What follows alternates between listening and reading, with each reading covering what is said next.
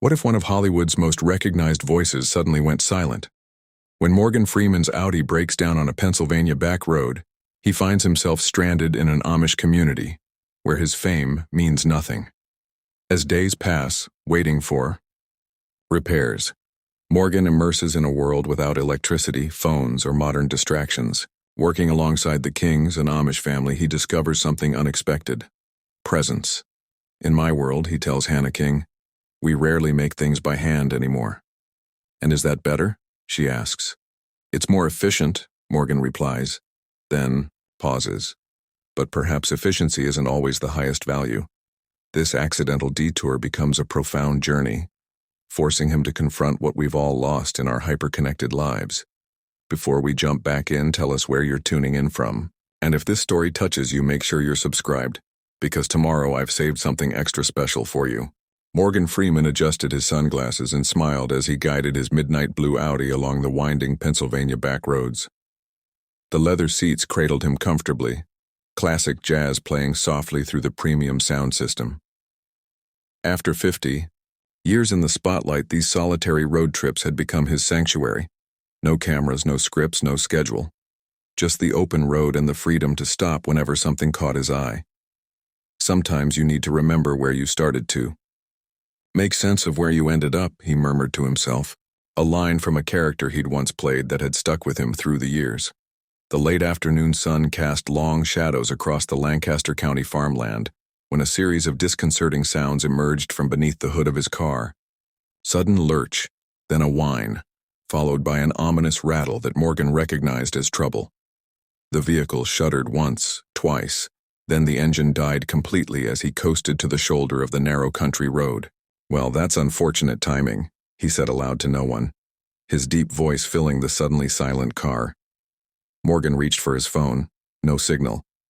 He tried starting the car again. Nothing but clicking. With a sigh that carried the weight of unexpected inconvenience, he stepped out onto the gravel shoulder, wincing slightly as his knees protested the sudden movement. The landscape spread before him was postcard perfect. Rolling fields of corn and wheat, white farmhouses in the distance, a patchwork of crops in various shades of green and gold. But conspicuously absent were the trappings of modern life. No gas stations, no convenience stores, not even power lines visible on the horizon. Just as he was considering his options, he spotted a dirt road branching off the main route. With no better alternative, Morgan locked his car and began walking, hoping the dirt path would lead to assistance. The gravel crunched beneath his expensive Italian loafers, shoes perfectly suited for red carpets and studio meetings, but woefully inadequate for country hiking. After 20 minutes of walking, Morgan's brow was damp with sweat despite the mild temperature. He rounded a gentle curve in the road and stopped, momentarily taken aback by what lay before him. A cluster of immaculate white farmhouses and barns stood in a valley below, surrounded by meticulously tended fields. Men in dark trousers and suspenders worked alongside horses pulling plows. Women in simple dresses and white caps hung laundry on clotheslines that fluttered in the breeze. An Amish settlement, Morgan realized, removing his sunglasses. He'd narrated documentaries about various cultural communities, including the Amish, but had never encountered them in person. As Morgan approached the first farm, a young man loading hay bales onto a wagon noticed him and froze, his expression a mixture of surprise and wariness. The young man quickly put down his pitchfork and disappeared into a nearby barn. Minutes later, an older man emerged. Tall and straight-backed, despite his apparent age, he had a neatly trimmed white beard that reached the middle of his chest and eyes that seemed to hold both kindness and careful assessment. He walked directly toward Morgan with purposeful strides. "Good afternoon, friend. It seems you've wandered quite far from the tourist areas," the man said, his voice carrying a hint of an accent Morgan couldn't quite place. "I am Elias King." "Morgan Freeman," he replied, extending his hand. "My car broke down a couple miles back, and I'm afraid I don't have cell service to call for help." Something flickered in Elias's eyes, recognition perhaps, but it passed quickly as he shook Morgan's hand firmly. "The English world's machines often fail when they're most needed," Elias observed. "Come, you look tired and thirsty. We can discuss how to help you after you've rested." As they walked toward the main house, Morgan noticed several faces watching. From windows and doorways, some curious, others reserved. Children peered from behind their mothers' skirts, and a few men had paused in their work to observe the stranger in their midst. The farmhouse kitchen was immaculate and surprisingly bright despite the absence of electric lights. A young woman stood at a large wooden table, kneading dough with practiced movements. She glanced up as they entered, her eyes widening slightly.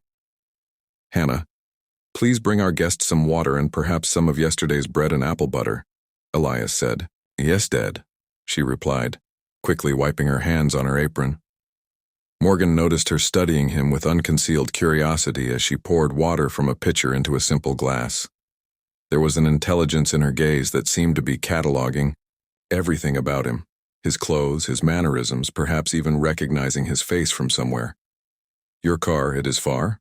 Elias asked, gesturing for Morgan to sit at the table. "About 2 miles back, just off the main road," Morgan replied, gratefully accepting the water Hannah offered. "I appreciate your hospitality, Mr. King." "Elias, please," the older man said. "We do not often have visitors arrive unexpectedly, but our way teaches us to welcome the stranger." The door opened and a younger man entered, his expression considerably less welcoming than Elias's. He was muscular and stern-faced, with the same dark hair as Hannah, though his was beneath a broad-brimmed straw hat. "Jacob," Elias said, "our friend here has had trouble with his automobile. Tomorrow we will need to send word to Samuel Miller to come and assist. Samuel was at market today. He will not be back until the day after tomorrow," Jacob replied, his eyes fixed on Morgan with undisguised suspicion. "Then our guest will stay until then," Elias said, with a finality that silenced whatever objection Jacob seemed ready to voice. Jacob's jaw tightened. "As you wish, Bishop King." He turned and left without further acknowledgement of Morgan's presence. "Please forgive my son," Hannah said quietly, placing a plate of bread and a small crock of apple butter before Morgan. "We do not often have unexpected English visitors." "English?" Morgan questioned, spreading the apple butter on a thick slice of homemade bread. "It is what we call those who are not Amish," Elias explained. "No offense is meant." "None taken," Morgan assured him, taking a bite of the bread. The flavors, simple, wholesome, and unexpectedly delicious, momentarily distracted him. "This is extraordinary."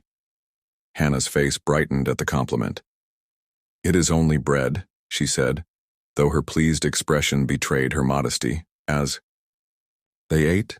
Morgan attempted conversation, drawing on his skills as an interviewer to build rapport. The responses were polite but reserved, with Elias answering most questions while Hannah listened intently. Only when Morgan mentioned having narrated documentaries about various cultures did Hannah's restraint crack. "You tell stories for a living?" she asked, leaning forward slightly. "About real people and places?" "Among other things," Morgan replied.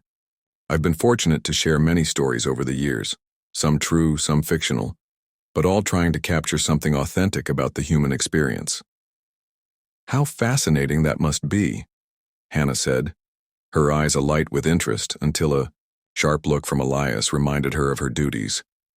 She immediately returned to her bread-making, though Morgan noticed her continuing to listen carefully to every word.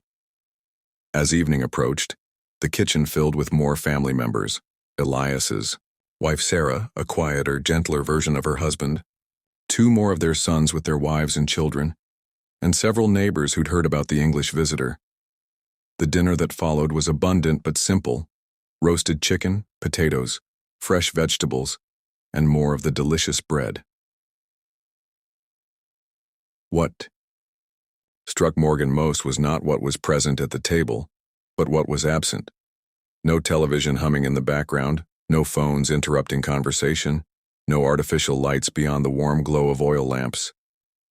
Conversation flowed naturally, centered on community matters, the next day's work, and weather predictions based on signs Morgan had never considered: the behavior of livestock, the clarity of stars, the feel of the air.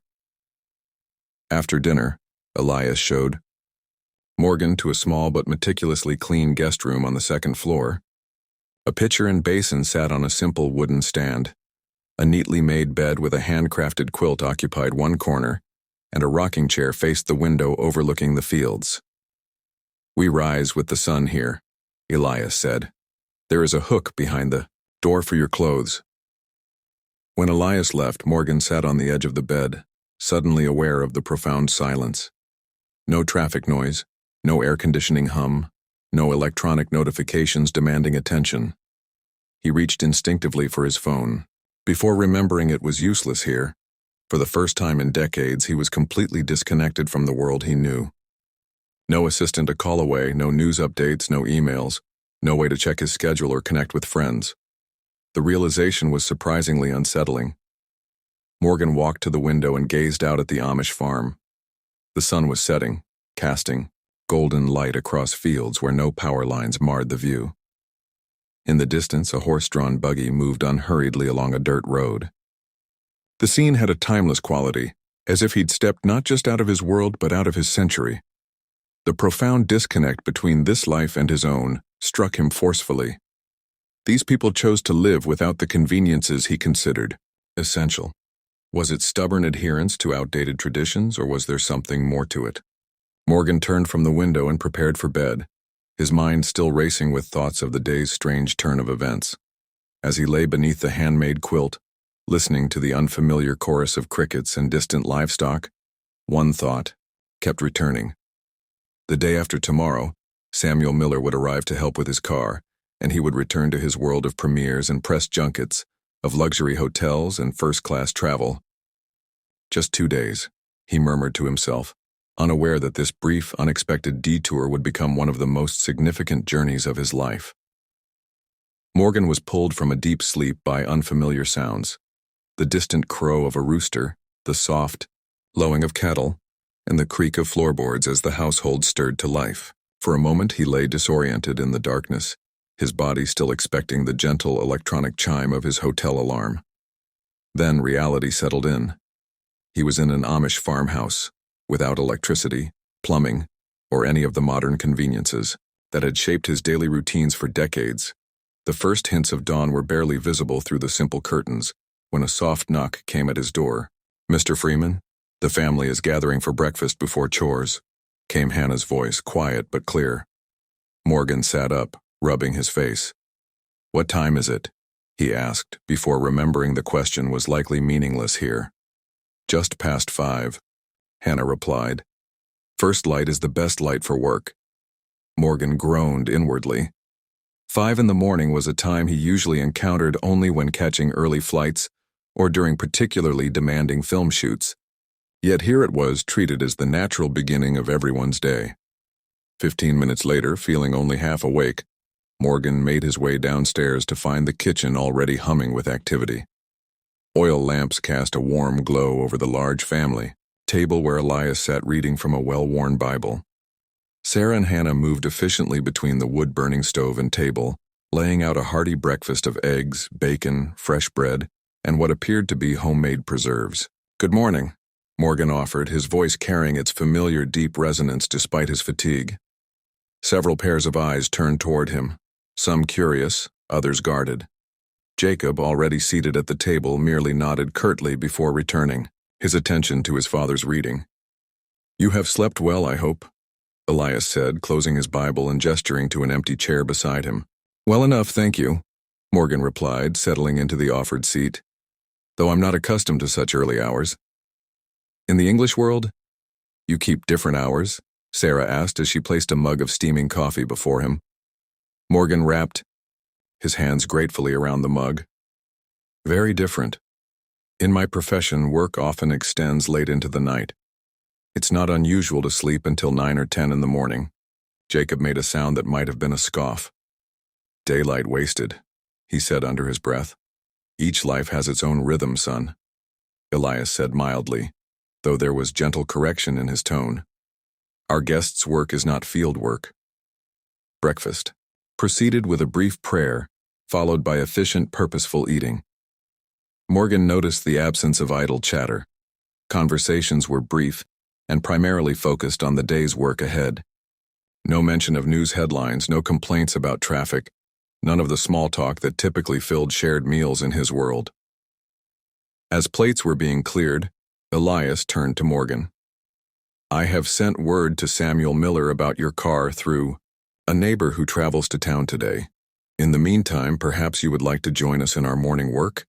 Idle hands bring no satisfaction." Morgan had planned to spend the day reviewing scripts his agent had sent, but without phone or internet access, that was impossible. What harm could come from a few hours of farm work? It might even make for an interesting anecdote during his next press tour. "I'd be happy to help," he said with more confidence than he felt. "Though I should warn you, I haven't done physical labor in quite some time." Elias's eyes crinkled with understanding. "All skills must be learned, Mr. Freeman, even the simplest." Morgan soon discovered that simple did not mean easy. Elias assigned him to help Jacob mend a section of fence, a task that quickly revealed the vast gap between theoretical understanding and practical experience. While Jacob moved with practiced efficiency, Morgan struggled with the most basic elements, holding nails without dropping them, striking them squarely with the hammer, maintaining his balance on the uneven ground. After Morgan's fifth bent nail, Jacob's patience visibly thinned. "Perhaps there are tasks better suited to your abilities," he said, the words polite but the tone unmistakably dismissive. "I'm sorry," Morgan replied, surprised by how much the young man's disapproval stung. "I'm just not used to this kind of work." "That much is clear," Jacob said, taking the hammer from Morgan's hand. "What kind of man cannot even drive a nail straight?" The question hung in the air between them, loaded with judgment. Morgan had received critical reviews throughout his career, but somehow this simple assessment from a young Amish farmer cut deeper than the harshest Hollywood critique. "The kind who has spent his life developing different skills," Morgan finally answered, his voice steady despite the flush of embarrassment he felt rising in his neck. Jacob studied him for a moment. "And what purpose do these skills of yours serve? Do they feed families? Build homes? Serve God?" Before Morgan could formulate a response, Hannah approached carrying a basket. "Dad asked me to bring you both water," she said, her timely appearance diffusing the tension. She offered a dipper first to Morgan, then to her brother. "And Jacob, Mother needs help moving the quilt frame before more visitors arrive for the frolic." Jacob nodded, seeming relieved to have a reason to leave. As he strode away, Hannah remained, watching Morgan with undisguised curiosity. "You must forgive my brother," she said softly. "He sees the world in straight lines and clear boundaries." "And you don't?" Morgan asked, grateful for the brief respite. Small smile touched her lips. "I believe God's creation is too vast for any of us to fully comprehend, even those of us who live simply." There was wisdom in her words that belied her youth. Morgan found himself wondering about her story. What shaped this young woman who seemed simultaneously rooted in her traditions, yet open to broader perspectives? "Your brother asked what purpose my skills serve," Morgan said, feeling a sudden need to justify his life's work to this perceptive young woman. "I tell stories. I help people see the world through others' eyes. At its best, what I do builds understanding." Hannah considered this thoughtfully. "That doesn't sound so different from our minister's sermons," she observed. "Though I imagine your stories reach many more people. Millions sometimes," Morgan acknowledged, realizing how strange that must sound to someone from a community that measured itself in dozens rather than masses. "What is that like?" she asked, her voice dropping slightly as if asking something forbidden. "To know your words travel so far?" The question gave Morgan pause. After decades in the industry, he rarely reflected on the reach of his work. It had become simply a fact of his existence. "It's a responsibility," he finally said. "One I try not to take lightly." Hannah seemed about to ask another question when Sarah called from the house. With a quick apologetic smile, she hurried away, leaving Morgan to contemplate their exchange and the stark contrast between his life of global influence and this community's deliberate insularity. The remainder of the morning passed in a series of humbling lessons. After the fence-mending debacle, Elias reassigned Morgan to help with gathering eggs, a task that resulted in several broken specimens and one particularly aggressive hen that took exception to his inexperienced approach. By midday, Morgan's back ached, his hands were blistered, and his expensive wool trousers were decorated with an assortment of stains that would horrify his stylist. Lunch was served outdoors under the shade of a massive oak tree. The meal was simple: cold meat, cheese, bread, and fresh vegetables. But after the morning's exertions, Morgan found it more satisfying than many gourmet meals he'd enjoyed at Michelin-starred restaurants. As they ate, Morgan tried to engage the family in conversation about topics that would normally flow easily: current events, entertainment, travel experiences. Each attempt was met with polite but limited responses. It dawned on him gradually that much of what occupied his thoughts and conversations had no relevance here. No shared cultural references, no common celebrity knowledge, no mutual political concerns. "Do you ever feel," Morgan began, addressing his question to Elias but aware that others were listening, "that you're missing out on what the wider world has to offer?" A heavy silence followed his question. Several of the younger children looked to their parents, clearly sensing the weight of the moment. Elias set down his cup deliberately. "Mr. Freeman, when you look at our lives, you see absence. The absence of technology, of entertainment, of what you call convenience. But we see presence. The presence of God in daily work. The presence of family without distraction. The presence of a life lived in accordance with faith rather than fashion." The gentle rebuke was delivered without judgment, yet struck Morgan with unexpected force. Before he could respond, Jacob spoke up from across the table. "The English world takes more than it gives," he said, his voice carrying the conviction of absolute certainty. "It offers comfort for the body while corrupting the soul." Morgan felt a flash of defensive irritation. "That's a rather broad condemnation of a world you've never experienced," he said, more sharply than he'd intended. "I don't need to drink poison to know it will harm me," Jacob countered. "Jacob," Elias said, his tone carrying a clear warning. "No, let him speak," Morgan said, genuinely curious despite his annoyance. "I'd like to understand his perspective." Jacob leaned forward slightly. "I have seen what happens to those who leave. My cousin left when we were 16. He went to your cities, used your technologies, embraced your ways. 3 years later, he died of an overdose in some English hospital alone among strangers. Your world promised him freedom but gave him only emptiness." The raw pain beneath Jacob's anger silenced Morgan. This wasn't abstract philosophical disagreement. It was personal grief wrapped in protective conviction. "I'm sorry about your cousin," Morgan said quietly. "But surely you don't believe everyone outside your community suffers the same fate." "Not all," Jacob conceded reluctantly. "But many lose their way without even realizing it. They become enslaved to things rather than devoted to people. They mistake pleasure for joy. They forget how to be still." The conversation might have continued. Down this contentious path had a buggy not arrived at that moment, carrying what appeared to be more visitors for whatever frolic Hannah had mentioned earlier. The tension dissipated as the family rose to greet the newcomers, leaving Morgan to reflect on Jacob's words. The afternoon brought a new experience, a quilting frolic that drew women from neighboring farms.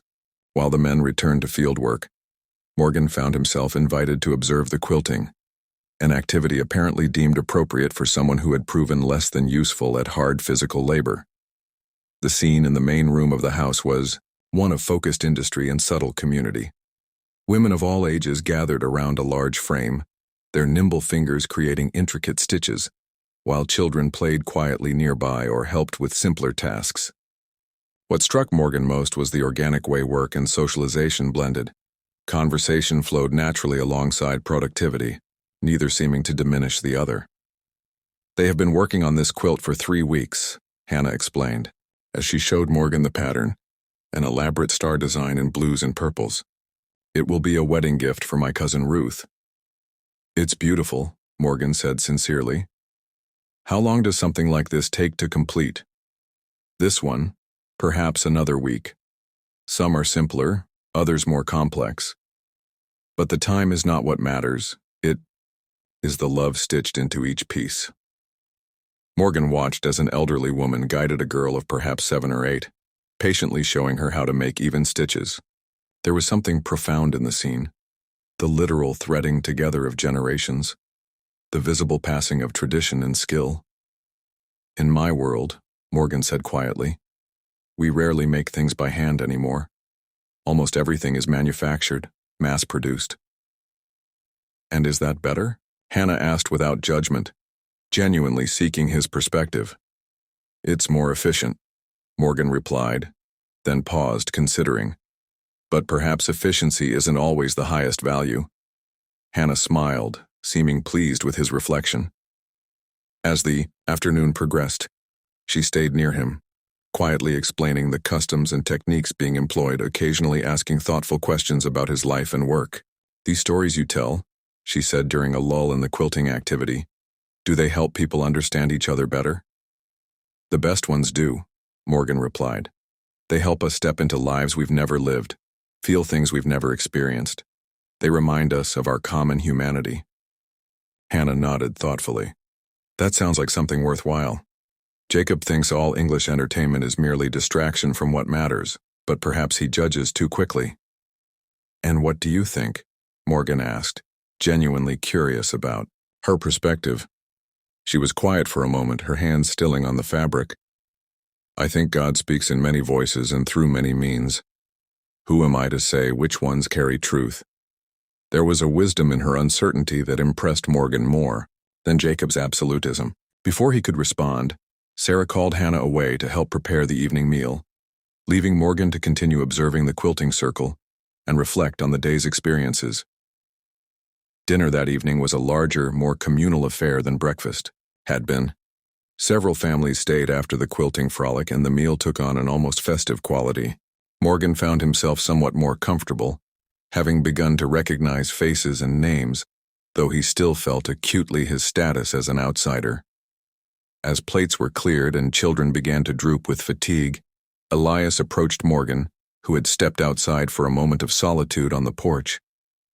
Tomorrow Samuel Miller returns from town, Elias said, joining Morgan and looking out over the darkening fields. He may be able to help with your automobile. Morgan nodded, surprised to find himself experiencing mixed feelings about this news. The day had been challenging, frustrating, and occasionally awkward, yet also strangely compelling. You have been patient with my clumsiness today, Morgan said. I suspect I've been more hindrance than help. Elias smiled, the expression barely visible in the gathering dusk. We do not measure a man's worth by his skill at unfamiliar tasks. Mr. Freeman, the willingness to try, that is what matters. They stood in companionable silence for a moment before Elias spoke again. If you wish, you could remain another day. Samuel's repair may require parts from town. There would be no obligation, of course. Morgan considered the offer, weighing his initial eagerness to return to his world against an unexpected curiosity about this one. There were scheduled meetings to miss, emails going unanswered, probably a growing concern among his staff about his unexplained absence. Yet something held him here, a question not yet fully formed, let alone answered. I think I'd like that, Morgan said finally. There seems to be much I could learn here, if you're willing to teach. Every life carries wisdom, Elias replied. Perhaps we have things to learn from each other. As Morgan prepared for bed that night, his body aching from unaccustomed labor, he found himself contemplating Jacob's accusation about the modern world, that it offered comfort for the body while corrupting the soul. There was both truth and oversimplification in the statement. Morgan's last thought before sleep claimed him was that he had spent a lifetime helping audiences see through others' eyes through his performances. Now, unexpectedly, he found himself truly experiencing a life entirely unlike his own, not as a character to be portrayed, but as himself, stripped of his familiar context and comforts. That, he decided as consciousness faded, was perhaps worth the sore muscles and wounded pride of the day. The soft gray light of dawn was filtering through the window when Morgan woke on his 3rd day in the Amish community. This time, no knock was needed to rouse him. His body, though still sore from unaccustomed labor, had begun to naturally align with the rhythm of the household. He lay quietly for a moment, struck by how quickly the human body could adapt to new patterns when separated from artificial stimuli. Morgan rose and dressed with deliberate care, noting how the absence of choice, no scrolling through news headlines, no checking messages, no planning his day around meetings and appointments, created a strange kind of freedom. The path before him was clear. Join the family for breakfast, help with the day's work, be present in each moment as it arrived. When he descended to the kitchen, Elias looked up from his Bible with a smile that suggested approval of Morgan's punctuality. The rest of the family seemed less surprised by his appearance than they had been the previous morning. Samuel Miller sent word that he will arrive this afternoon. Elias informed him as they ate. He has some knowledge of automobiles, though. It is not his primary trade. Morgan nodded, surprised to find himself in no particular hurry for Samuel's arrival. "I'm grateful for his help," he said, "and for your continued hospitality." Jacob, sitting across the table, studied Morgan with slightly less hostility than before. "You rise earlier today?" he observed. "Perhaps there is hope for you yet." The words themselves might have been conciliatory, but his tone maintained an edge of challenge. "The body remembers its natural rhythms when given the chance," Morgan replied evenly, "though I suspect I'll never match your efficiency." A ghost of a smile touched Jacob's lips before disappearing. It wasn't friendship, but it was a step away from outright antagonism. After breakfast, Morgan was assigned to work alongside Elias in the vegetable garden, a task less physically demanding than fence mending, but requiring no less attention to detail. As they worked side by side, pulling weeds from between rows of carrots and beans, Elias spoke of the growing season, the signs they watched for in planning their harvests, and the community's methods for preserving food through the winter. Unlike the often superficial conversations that filled Morgan's Hollywood existence, Elias's discourse was practical and deeply connected to survival itself. There was something both primitive and profound in discussing how to coax food from the earth with one's own hands, a topic rarely considered in a world where meals arrived via delivery apps or restaurant reservations. "You speak of plants as if they were old friends," Morgan observed during a brief rest. Elias chuckled softly. "Perhaps they are. We have spent many seasons together, these growing things and I. They have fed my family for decades, asking only for care and attention in return." He gestured toward the fields beyond. "The English world sees land as something to be owned and exploited. We see it as something to be tended in partnership. A stewardship rather than ownership," Morgan mused. "Precisely so," Elias nodded, seeming pleased with Morgan's understanding. "The same might be said of time itself, might it not? In your world, how do people speak of time?" Morgan considered the question. "We talk about spending it, saving it, wasting it, managing it, almost like currency. And in treating time as money, does your world grow richer or poorer?" Elias asked, his weathered hands continuing their careful work among the plants. The question struck Morgan with unexpected force. His days were typically scheduled in 15-minute increments. Each moment assigned a purpose, a value, an outcome. Efficiency was prized above all. Yet here, in this place where time flowed according to the sun's arc and seasons turn, he had experienced more genuine presence in 3 days than in months of his normal life. "I'm not sure we know the answer to that question," Morgan admitted. "We gain convenience but lose something else. Connection, perhaps," Elias suggested. "To the earth, to each other, to the rhythm God intended for human life." They worked in companionable silence for a time, the repetitive motion of weeding, creating a meditative state Morgan found surprisingly peaceful. His mind, normally buzzing with projects, commitments, and concerns, settled into the simple task before him. "Your daughter, Hannah," Morgan said eventually. "She seems to have questions about the world beyond your community." Elias's hands paused, briefly before resuming their work.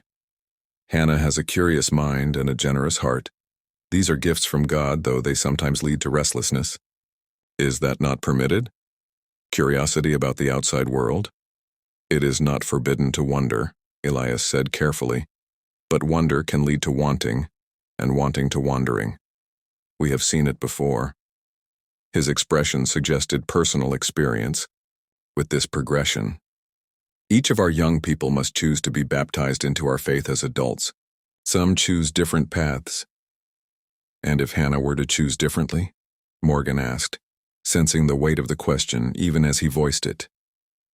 Elias straightened, wincing slightly as his back protested. Then I would pray for her daily and love her always, even as my heart broke. The simple honesty in his voice was more affecting than any dramatic display of emotion could have been. Morgan helped the older man to his feet, struck by the profound dignity in Elias's response, so different from the controlling or manipulative reactions many parents might have to a child's divergent choices. By midday, Morgan had succeeded in weeding 2 full rows without damaging a single vegetable plant, an accomplishment that brought him disproportionate satisfaction given the simplicity of the task. As they returned to the house for the noon meal, he noticed several community members observing him with expressions that had shifted from skepticism to cautious acceptance. The afternoon brought a new assignment, helping with the community school, where children of various ages gathered in a single room under the guidance of a young teacher named Rebecca. Morgan was asked to share stories about the different countries he had visited during his career, carefully edited for Amish sensibilities, of course. What began as a somewhat stilted presentation evolved into a lively exchange as the children's natural curiosity overcame their shyness. They asked thoughtful questions about different cultures and landscapes, seeming particularly interested in how people lived without modern technology in various parts of the world. In some remote villages I've visited, Morgan explained, people live with far fewer possessions than even your community has. They find joy in simple things, music made with handcrafted instruments, stories told around fires, celebrations that mark the seasons and life's milestones. Are they happy without televisions and computers? Asked a solemn-eyed boy of about 10. Morgan considered the question carefully. They seem to be. They laugh, they sing, they care for one another. Perhaps happiness doesn't depend on the things we own, but on the connections we maintain. From the back of the room, Morgan noticed Hannah listening intently, her expression thoughtful. She had appeared shortly after his impromptu geography lesson began and remained through the hour, ostensibly organizing books but clearly absorbed in his descriptions of distant places. As the children were dismissed for their afternoon chores, Hannah approached him. "Thank you for sharing with the scholars," she said. "They rarely hear first-hand accounts of the wider world." "They're bright. Children?" Morgan replied. Their questions showed real thought. Hannah glanced around to ensure they were alone. "Would you walk to the pond with me? I need to fetch water and—" She hesitated. "I would value a chance to speak with you privately." Morgan sensed the importance of her request. Of course, they walked in silence along a well-worn path that led through a small wooded area toward a spring-fed pond. Hannah carried wooden buckets with practiced ease, her pace unhurried yet purposeful. The afternoon sun filtered through the trees, creating shifting patterns of light and shadow on the ground before them. At the pond's edge, Hannah filled her buckets methodically before setting them aside. She seemed to be gathering her thoughts, so Morgan waited patiently, allowing her the space to speak when ready. "I've never spoken to an Englisher so freely before," she finally said, looking not at Morgan, but at the gentle ripples on the water's surface. "There are things I cannot discuss with my family or community without causing worry or disappointment. Sometimes it's easier to confide in a stranger," Morgan offered. "Less risk of judgment." Hannah nodded. "I have questions that no one here can answer. About the world beyond our community. About the life I might have if—" She trailed off, unable or unwilling to complete the thought. "If you left," Morgan finished gently. "Yes." The word seemed to cost her something to say aloud. "I love my family deeply. I respect our ways. But sometimes I feel there must be more to experience, more to learn, more to—" She struggled for the right word. "Become." There was such earnestness in her expression that Morgan felt a responsibility to respond with equal thoughtfulness. He had seen many young people rush toward bright lights and excitement, only to discover emptiness beneath the glamour. The world outside offers many opportunities, he said carefully, but it also carries costs that aren't always visible from a distance. What kind of costs? Hannah asked, lifting her gaze to meet his. Connection, for one, Morgan said, echoing Elias's earlier observation. In my world, people can be surrounded by others yet profoundly alone. Technology connects us superficially while often keeping us from deeper bonds. But there are libraries full of books, art to see, music to hear, different peoples and cultures to learn from. Hannah countered, a passionate light in her eyes. Is that not worth something too? It is, Morgan acknowledged. Beauty and knowledge are precious gifts. The question isn't whether they have value, but whether pursuing them requires abandoning what you already hold. Hannah absently traced patterns in the dirt with a stick. My brother Jacob left once, she said so quietly Morgan had to lean closer to hear. Only for 3 months. He never speaks of it. But he came back. Different. Harder. More certain that our way is the only way. This revelation added new dimension to Jacob's hostility toward the outside world. It wasn't just theoretical for him, but born of direct experience. And yet you still wonder, Morgan observed. I can't seem to help it, Hannah admitted. Is that a failing in me? A lack of faith? I don't believe curiosity is a failing, Morgan said. The desire to understand God's creation seems like an expression of faith, not its absence. Hannah looked at him with surprise, as if this perspective had never been offered to her before. Our elders teach us to be separate from the world, not to engage with it. Perhaps there's wisdom in both separation and engagement, Morgan suggested. Maybe the question isn't whether to experience the world, but how to do so without losing your center. They fell silent for a moment, watching a family of ducks glide across the pond's surface. Morgan found himself wondering about his own center. What anchored him amid the constant motion of his life? Fame was fleeting, wealth meaningless beyond certain comforts, acclaim hollow, without purpose. I should return with the water, Hannah said eventually, rising and lifting her buckets. Thank you for listening. It helps to speak these thoughts aloud, even if I'm no closer to answers. As they walked back toward the farm, Morgan noticed a change in Hannah's demeanor. Not resolution exactly, but perhaps a calmer acceptance of her questions. Whatever you decide, he said as they neared the house. Remember that not all exploration requires physical departure. The mind can travel widely, while the heart remains rooted. Hannah's smile suggested the words had found their mark. You speak like our ministers, Mr. Freeman, but with different stories. The rest of the afternoon passed in a rhythm that had become almost familiar to Morgan. He helped with smaller tasks around the farm, each one completed with deliberate care, rather than rushed efficiency. The absence of constant notifications, updates, and demands created a mental space he hadn't experienced in years. As the sun began to set, a horse-drawn buggy approached the farm. The vehicle was slightly more modern than those used by the Amish, with reflectors and battery-powered lights attached to its frame. From it emerged a robust man in his early 40s, dressed in a curious blend of Amish and modern clothing, plain trousers and a solid-colored shirt, but no beard or hat, his hair cut in a contemporary style.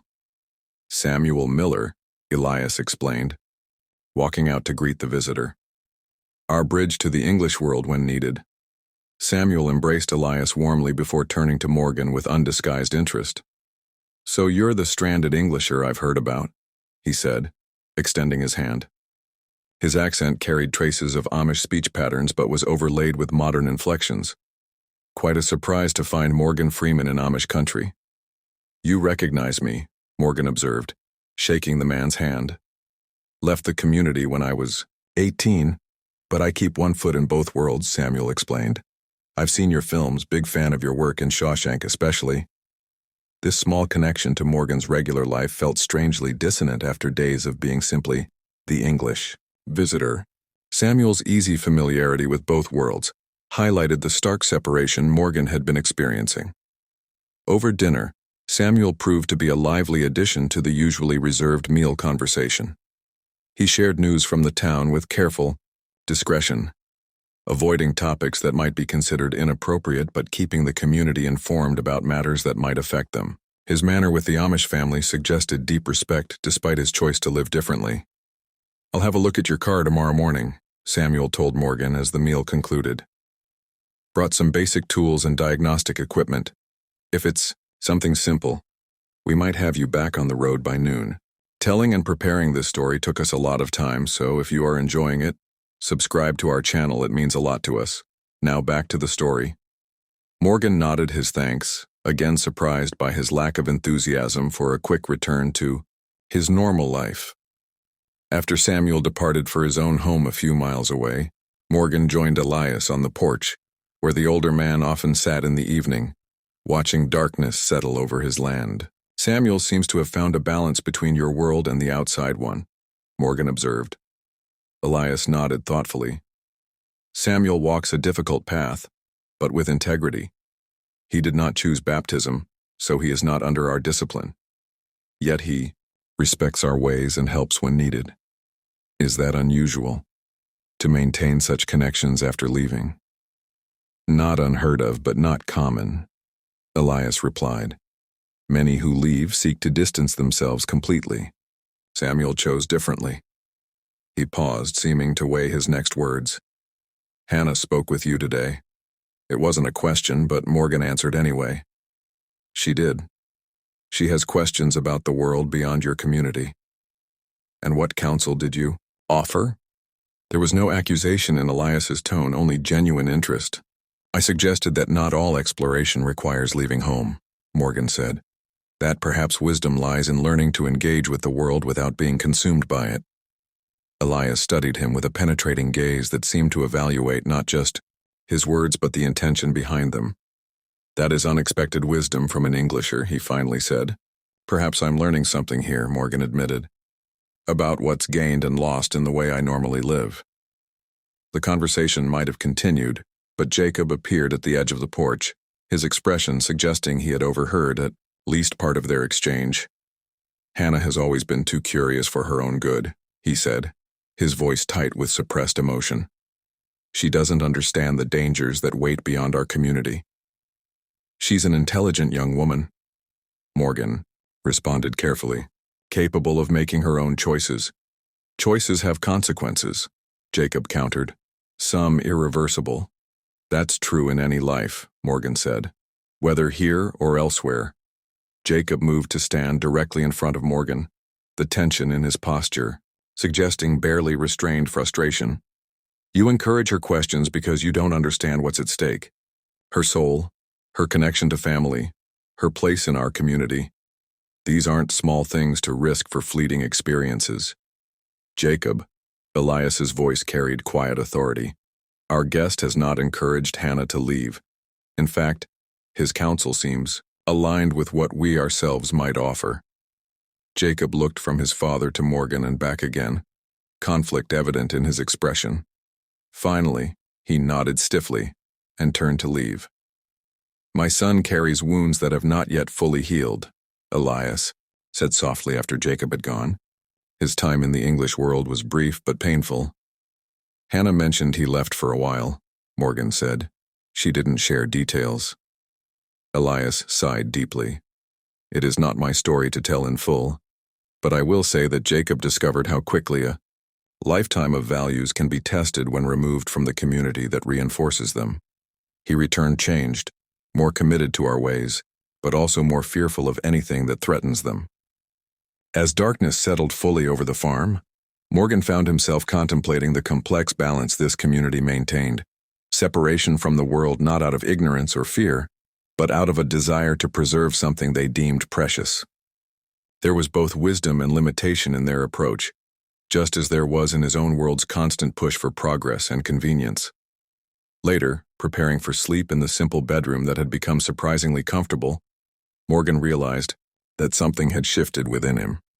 The sense of displacement and frustration that had marked his first days here had given way to a different feeling, one of attentiveness, of presence, of genuine curiosity about a way of life he had previously viewed as merely quaint or outdated.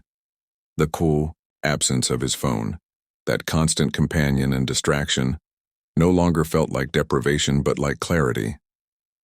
Without the endless stream of messages, news, and entertainment, his mind had created space for deeper thoughts and more authentic connections. As he drifted toward sleep, Morgan wondered what Samuel would find when he examined the car tomorrow. Part of him, a growing part, almost hoped for a problem complex enough to require a few more days in this place, where time moved according to sunlight and seasons rather than deadlines and appointments. The thought that he, Morgan Freeman, with his packed schedule and global commitments, might actually prefer to remain in a community without electricity would have seemed absurd just days ago. Now it felt like a revelation worth examining, a thread of truth he wanted to follow further. Tomorrow might bring a return to his regular life, with all its privileges and pressures. Or it might offer another day in this unexpected pause, this stepping outside of time. Either way, Morgan realized he would carry something new forward. A question about whether convenience always served human flourishing, and whether the very technologies designed to connect people might sometimes do the opposite. These were not abstract philosophical musings, but lived questions that had taken root in his experience here. As sleep claimed him, Morgan's last conscious thought was that perhaps the most valuable things he would take from this accidental detour were not answers, but better questions about how to live. The gentle sway of the buggy lulled Morgan into a contemplative silence as they made their way toward town. The rhythmic clip-clop of the horse's hooves on the asphalt created a metronome-like backdrop to his thoughts. He sat beside Samuel Miller, who handled the reins with casual expertise, while Elias, Hannah, and two other Amish women occupied the back seats. This monthly trip to the local market was a practical necessity for items the community couldn't produce themselves, but Morgan sensed it also served as a carefully managed point of contact with the outside world. Samuel had examined Morgan's car that morning, identifying a failed fuel pump as the culprit. Parts won't arrive until tomorrow afternoon at the earliest, he had explained. These foreign luxury cars, beautiful machines but not designed for quick repairs in rural Pennsylvania. What might have been frustrating news days ago now felt like an unexpected gift. More time in this place that was slowly revealing its wisdom to him. When Elias mentioned the planned trip to town, Morgan had asked to join them, curious to observe how the Amish navigated their limited engagement with modern society. Now, as they approached the outskirts of the small town of Paradise, Pennsylvania, Morgan noticed Hannah's posture change, a subtle straightening of her spine and alertness in her expression. For her, this monthly excursion represented a rare glimpse of the world she both wondered about and feared. The town itself was a study in contrasts. Historic buildings housed modern businesses, horse-drawn buggies shared roads with SUVs. Tourists, with cameras and smartphones, moved past Amish families going about their practical errands. As their buggy pulled into a designated hitching area behind the main market, Morgan observed the natural segregation that occurred. Amish keeping primarily to themselves, while interacting politely but minimally with English shoppers and vendors. "I'll help you find that fuel pump," Samuel said to Morgan as they secured the horse. "But first, let these folks get their shopping done. We can meet back here in 2 hours. That work for you?" Morgan nodded, realizing Samuel was offering him freedom to explore independently. "That's perfect," Elias approached as Samuel walked away. "Hannah and the others will be selecting fabrics and household necessities," he explained. "I have business at the feed store. You are welcome to accompany either of us or to explore as you wish." "I think I'll walk around a bit," Morgan replied. "Get a feel for the town." Elias studied him for a moment. "These interactions can be instructive," he said carefully. "We observe much during our visits here. Not all of it strengthens our conviction that separation is wise, but much does." With that cryptic comment, he nodded farewell and moved toward the feed store, his measured gait and straight posture drawing curious glances from passing tourists. Morgan wandered toward the main street, where a mix of practical businesses and tourist-oriented shops created a bustling atmosphere. The town clearly capitalized on Amish tourism, with signs advertising authentic Amish goods and traditional crafts. Several restaurants prominently featured Amish cooking on their marquees. The commodification of Amish culture struck Morgan as ironic, a society that rejected materialism being marketed as a consumable experience to people immersed in it. Yet beyond this surface observation, something else began to capture his attention: the stark difference in how people occupied shared spaces. Outside a popular ice cream parlor, Morgan observed two families seated at adjacent tables. One was clearly Amish, parents and 4 children enjoying their treats with focused attention. Their conversation flowed naturally, punctuated by laughter and gestures. The children, even the youngest, participated in the exchange rather than requiring constant redirection. At the next table sat a modern family of similar size, parents and 3 children with ice cream melting before them, largely ignored. The father scrolled continuously on his smartphone, pausing occasionally to take a business call. The mother divided her attention between her own phone and half-hearted attempts to manage the children's behavior. The oldest child, perhaps 12, wore headphones and stared at a tablet, while the younger 2 squabbled over a game device, their ice cream forgotten. What struck Morgan wasn't judgmental superiority. He had been just as attached to his devices days ago, but the profound difference in presence. The Amish family fully inhabited the moment they were sharing. The modern family occupied the same physical space, while their attention scattered across digital landscapes, connected to invisible networks, yet disconnected from each other. As Morgan continued his walk, this pattern repeated itself throughout the town. Amish community members engaged fully with their companions and surroundings, while many visitors and locals alike moved through spaces with divided attention, their consciousness split between physical reality and digital distractions. Outside the town's small library, Morgan paused to rest on a bench. A young father played with 2 children on the adjacent lawn, all 3 focused on flying a simple kite in the gentle breeze. Morgan smiled at their evident joy in this basic activity. Then the father's phone rang. Everything changed. The man immediately reached for the device, turning away from his children as he answered. The conversation was clearly routine. Something about schedule coordination that could have waited, yet it commanded his complete attention. The kite dipped and crashed as the younger child lost control. Both children called to their father, who held up a finger in the universal signal for "wait a minute," while continuing his call. The moment of connection was irretrievably broken. The shared joy evaporated. Morgan felt an uncomfortable recognition stir within him. How many moments of potential connection had he sacrificed for calls that seemed important at the time, but proved forgettable? How often had he been physically present, but mentally absent from his own life? The questions echoed in his mind as he continued exploring the town, now hyper-aware of the divided consciousness of modern existence. In a cafe, he observed a couple on what appeared to be a date, both periodically checking phones rather than engaging with each other. At a playground, caregivers sat on benches, eyes on screens, while children played without adult participation. Even in the local historical museum, visitors moved through exhibits with phones in hand, capturing images to look at later rather than experiencing what was directly before them. Morgan had nearly completed a circuit of the main street when he spotted Hannah emerging from a fabric store, carrying a carefully wrapped package. Her expression was serene as she paused to look up at the clear blue sky. A simple act of awareness that now struck Morgan as increasingly rare in the modern world.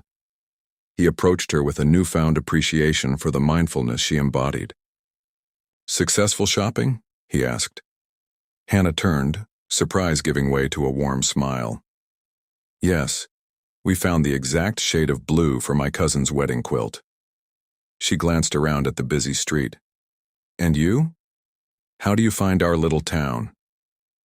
"Educational," Morgan replied, though perhaps not in the way I expected. Something in his tone caught Hannah's attention. "How so?"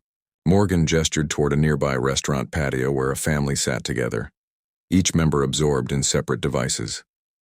"I've been noticing the difference between being someplace and being present someplace." Hannah followed his gaze, observing the scene with thoughtful eyes. It always strikes me when we come to town, she admitted. The English have so many ways to talk to people who aren't there. They seem to forget about the ones who are. Her simple observation crystallized what Morgan had been feeling all morning. Before he could respond, Jacob approached, carrying several packages. "Hannah, mother is waiting," he said, acknowledging Morgan with a curt nod. The tension in his posture suggested continued wariness, though without the open hostility of their first encounters. "I'll join you in a moment," Hannah replied. Jacob hesitated, then nodded and continued toward the buggy, throwing one concerned glance over his shoulder. "He worries about me," Hannah said once Jacob was out of earshot. "Especially here, where temptation surrounds us." "And are you tempted?" Morgan asked gently. Hannah's gaze drifted over the bustle of the small town, the shops with their colorful displays, the easy access to books and music, the vibrant mix of people and ideas.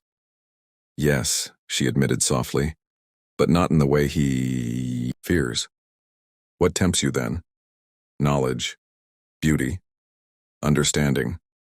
She clutched her fabric package closer. "But I've been watching too, just as you have. And I wonder if gaining those things means losing something more precious." Before Morgan could ask what she meant, Hannah continued, her voice taking on a new certainty. "Last night I couldn't sleep. I was thinking about our conversation by the pond about exploration without departure, and I realized something important." "What was that?" Morgan prompted when she paused. "That curiosity isn't the same as dissatisfaction." Hannah's eyes met his with quiet conviction. "I can wonder about the world, learn from it when opportunity allows, without needing to abandon the life that gives me purpose and connection." Morgan recognized the weight of her words. This wasn't casual conversation, but the sharing of a profound, personal decision. "You've chosen to stay," he said, making it a statement rather than a question. "I have," she confirmed. "Not from fear or limitation, but from understanding what matters most to me. My family, my faith, the work of my hands that serves others." A small smile touched her lips. "Perhaps in a way your visit has helped me see more clearly. I'm honored if that's true," Morgan said sincerely. "Though I suspect you would have found your way to wisdom without my stumbling into your community." Hannah laughed softly. "God's ways are mysterious. Sometimes a stranger's questions help us find our own answers." She glanced toward where Jacob waited at a distance. "I should go. Will we see you back at the farm?" "Yes," Morgan assured her. "Samuel is helping me locate a part for my car. We'll return this afternoon."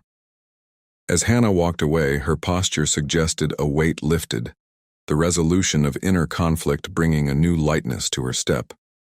Morgan watched her join her family, struck by the clarity she had achieved at such a young age. It had taken him decades more living to recognize similar truths, and he was still grappling with their implications. The remainder of the morning passed quickly. Morgan rejoined Samuel, who had located a compatible fuel pump that could be delivered the following day. They shared lunch at a small diner, where Samuel spoke candidly about his own journey, leaving the Amish community to pursue an education, struggling to find balance between two worlds, eventually establishing a business that served as a bridge between cultures. "It's not the path for everyone," Samuel acknowledged. "Many who leave find the adjustment too difficult. They either cut ties completely or return fully to the Amish life. Few manage to maintain connections to both worlds." "Like Hannah's brother," Morgan observed. "Elias mentioned he left briefly." Samuel's expression grew serious. "Jacob's experience was particularly rough. He left during Rumspringa, the time when some young Amish explore the outside world before committing to baptism, got involved with the wrong crowd, experienced things that wounded him deeply. When he returned, he brought back shame and fear alongside strengthened conviction." "And Hannah? Has she had her Rumspringa?" "She's in it now, technically," Samuel explained, "though she's chosen a quieter exploration than many. Her questions are more intellectual than experiential. She wants to understand the world more than she wants to taste its pleasures." This aligned with Morgan's impression of Hannah, a thoughtful seeker rather than a restless rebel. Her decision to remain within her community while maintaining intellectual curiosity struck him as remarkably balanced. As they prepared to return to the farm, Morgan noticed a magazine stand in the corner of a small convenience store where Samuel had stopped for supplies. His own face looked back at him from the cover of an entertainment magazine, a promotional photo for his latest film, accompanied by quotes from a recent interview. The sight was jarring after days of being simply Morgan rather than Morgan. Freeman, Hollywood icon. The headline quoted him discussing the importance of staying relevant in a fast-paced industry, of continually reinventing himself to meet audience expectations. The words rang hollow now, colored by his experiences of the past few days. Had staying relevant actually meant staying on a treadmill of constant production and promotion, never pausing long enough to question the purpose of the journey? Morgan turned away from his own image, suddenly eager to return to the farm where his identity was defined not by fame, but by his willingness to learn and contribute. The simplicity of that definition felt cleansing after years of navigating the complex expectations of celebrity. The ride back to the Amish farm was quieter than the morning journey had been. Each passenger seemed absorbed in private reflections about their brief immersion in the outside world. Even Samuel, who navigated both realms regularly, appeared contemplative as he guided the horse along increasingly rural roads. As they turned onto the final dirt path leading to the King farm, Morgan found himself exhaling a breath he hadn't realized he was holding, a physical manifestation of relief at returning to this place that had unexpectedly become a sanctuary of sorts. The remainder of the afternoon passed in the now familiar rhythm of farm life. Morgan helped with small tasks, his hands growing more capable with each passing day. The blisters that had formed during his initial attempts at manual labor were hardening into calluses, a physical testament to adaptation. After the evening meal, as darkness settled over the farm, Morgan found Elias sitting on the porch, as was his custom. Without invitation, Morgan joined him, both men content with silence as they watched fireflies begin their nightly dance over the fields. "Hannah has found her answer," Elias said eventually, his voice quiet in the gathering dusk. "She mentioned her decision," Morgan confirmed. "She seems at peace with it." Elias nodded, satisfaction evident in his expression. "Peace comes from alignment between our actions and our deepest values. Hannah has discovered that her curiosity about the world can coexist with her commitment to our community. She's wise beyond her years," Morgan observed. "As are you in your way," Elias replied unexpectedly. "You came to us as a stranger, yet you have shown remarkable openness to our path." Morgan considered this assessment. "Perhaps because I've recognized what's missing in my own." The admission hung in the air between them, more vulnerable than Morgan had intended but no less true for it. His visit to town had crystallized a realization that had been forming since his arrival, that his life of apparent freedom and unlimited options had paradoxically constrained his ability to fully experience the moments that comprised it. "Today in town," Morgan continued, "I watched a father ignore his children's joy to answer a routine phone call. I saw couples on dates paying more attention to screens than to each other. I observed tourists capturing images of experiences they never fully had." He shook his head slowly, "and I recognized myself in all of them." Elias remained silent, allowing Morgan space to articulate his emerging understanding. "I have never truly been present in my own life," Morgan confessed, the words carrying the weight of decades of distraction. "Always rushing toward the next achievement, the next project, the next destination. Always connected to everywhere except where I actually was." "Recognition is the beginning of transformation," Elias said simply. "But what do I do with this recognition?" Morgan asked. "I can't abandon my career, my responsibilities. I can't move to an Amish farm." The idea brought a small smile to both their faces, despite the seriousness of the conversation. "Perhaps the question isn't what you must abandon, but what you might carry forward," Elias suggested. "Our way is not the only path to mindfulness and purpose. Throughout history, people of many traditions have found ways to remain present within busy lives." Morgan considered this perspective. "Intentionality," he mused, choosing connection over distraction, presence over productivity. Simple principles, though not always easy to practice, Elias agreed, especially when surrounded by a world that values output above experience. The conversation continued as stars emerged overhead, their light undimmed by the artificial glow that obscured them in cities. Morgan shared more about his life in Hollywood, the constant pressure to remain visible and relevant, the paradoxical isolation that came with fame, the way technology enabled his work while simultaneously fragmenting his attention. Elias listened with genuine interest, neither judging the differences between their worlds nor romanticizing his own simpler existence. His questions revealed a nuanced understanding of human nature that transcended cultural barriers.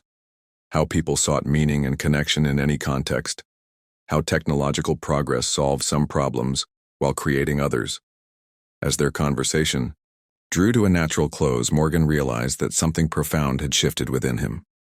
The initial culture shock and discomfort he had felt upon arriving had been replaced by a sense of clarity, as if the very limitations of Amish life had created space for insights that eluded him in his world of unlimited options. "Tomorrow your automobile part arrives," Elias noted as they prepared to go inside.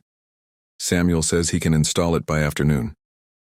"Yes," Morgan acknowledged, surprised by his reluctance to resume his journey. "I should be able to continue on my way. Unless you wish to remain another day," Elias offered, his tone casual but his eyes watchful. "You would be welcome." Morgan considered the invitation. His assistant would be frantic by now, his schedule in disarray, his obligations accumulating. The rational choice was to return to his life as quickly as possible, to minimize the disruption caused by this unexpected detour. Yet something held him back from immediate acceptance. A sense that his transformation remained incomplete, that there was more to learn before he returned to a world that would quickly pull him back into old patterns of distraction and division. "I would like that very much," Morgan decided. "One more day to help around the farm if you'll have me." Elias nodded, satisfaction evident in his expression. "Good. There is planting to be done tomorrow, a fitting task for someone considering new growth in their own life." Later, as Morgan prepared for sleep in the simple room that no longer felt foreign, he reflected on the day's revelations. The stark contrast between Amish presence and modern distraction had illuminated a truth he had sensed but never fully confronted. That convenience and connection were not the same thing. That technology designed to bring people together often drove them further apart. More personally, he had recognized his own complicity in this fragmentation. For all his success in telling stories that moved audiences toward greater empathy and understanding, he had often failed to fully inhabit his own narrative. Always planning, preparing, promoting, rarely simply being. Hannah's decision resonated with him as well. Her recognition that curiosity need not mean departure, that one could engage thoughtfully with the wider world without being consumed by it. Though their circumstances differed dramatically, they shared this fundamental challenge, finding balance between exploration and rootedness, between growth and stability. As sleep approached, Morgan found himself anticipating the next day's simple farm tasks with unexpected eagerness. There would be time enough for meetings and interviews, for screenplays and promotions. For now, the opportunity to plant seeds in actual soil, to participate in the ancient rhythm of growth and nurture, felt like exactly the grounding he needed before returning to his high-flying existence. His last conscious thought was a question that would have seemed inconceivable days earlier. What seeds might he plant in his own life to nurture the clarity and presence he had discovered here?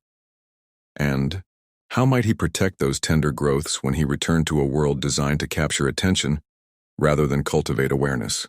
The question followed him into dreams of fields and growing things, of hands in soil and faces turned toward sun, images of connection more vivid than any he had experienced on the most sophisticated screens money could buy. Morgan stood in the doorway of the small bedroom that had been his for nearly a week, taking in its simple furnishings one last time. The morning light streamed through the window, illuminating dust motes that danced in the air, tiny particles made visible only when they passed through the beam of sunlight. It struck him as a fitting metaphor for his time here. How slowing down had made visible aspects of life that usually remained unseen in the rush of his normal existence. His belongings were few, the clothes he had arrived in, now cleaned and pressed by Sarah's careful hands, a small notebook where he had jotted observations during his stay, and a handcrafted wooden box Elias had given him the previous evening, containing seeds from the farm's garden. "To plant wherever you find fertile ground," Elias had said, pressing the box into Morgan's hands with a knowing smile. The symbolism wasn't lost on Morgan. These physical seeds represented the ideas and insights he would carry back to his world, intentions that would require nurturing if they were to grow into lasting change. From downstairs came the sounds of the household preparing for the day, the gentle murmur of voices, the clatter of utensils, the rhythmic chopping of vegetables for the morning meal. Yesterday's planting had been completed with a sense of shared purpose, Morgan working alongside the family to set young seedlings into the rich spring soil. His hands, now bearing calluses earned through days of unaccustomed labor, had found satisfaction in the ancient work of cultivation. As he descended the stairs for his final breakfast with the King family, Morgan felt a curious mixture of emotions: sadness at leaving this unexpected sanctuary, eagerness to apply his newfound clarity to his regular life, and gratitude for the lessons learned from people he would have previously considered hopelessly old-fashioned. The kitchen was filled with morning light and the aroma of fresh bread. The family looked up as he entered, their expressions a mix of customary reserve and the subtle warmth that had gradually replaced their initial wariness. "Samuel has arrived with your part," Elias informed him after the morning prayer. "He believes your automobile will be ready by midday." Morgan nodded, feeling the weight of imminent departure. "I can't thank you enough for your hospitality," he said, looking around at the family gathered at the table. "What began as an inconvenience has become one of the most valuable experiences of my life." Sarah, usually quiet in his presence, offered a gentle smile. "God's purposes often arrive disguised as problems," she observed. The meal proceeded with its usual focus and efficiency, though Morgan noticed small gestures of special attention. An extra serving of Sarah's preserves placed near his plate, Hannah ensuring his coffee cup remained filled, even Jacob passing him the breadbasket without being prompted. These simple acts spoke volumes in a culture where actions carried more weight than words. After breakfast, Morgan joined Samuel outside, where his Audi sat waiting, hood raised to allow access to its complex engine compartment. The sleek vehicle looked strangely out of place against the backdrop of the Amish farm, a mechanical intruder in a landscape defined by natural rhythms and manual processes. "Foreign luxury cars aren't my usual fare," Samuel admitted as he worked. "But the basic principles are the same. Once you understand how things connect, it's just a matter of having the right tools and parts." "A philosophy that applies beyond mechanics," Morgan observed. Samuel glanced up with a knowing smile. "I found that most practical wisdom translates across different areas of life. That's been my experience straddling two worlds anyway."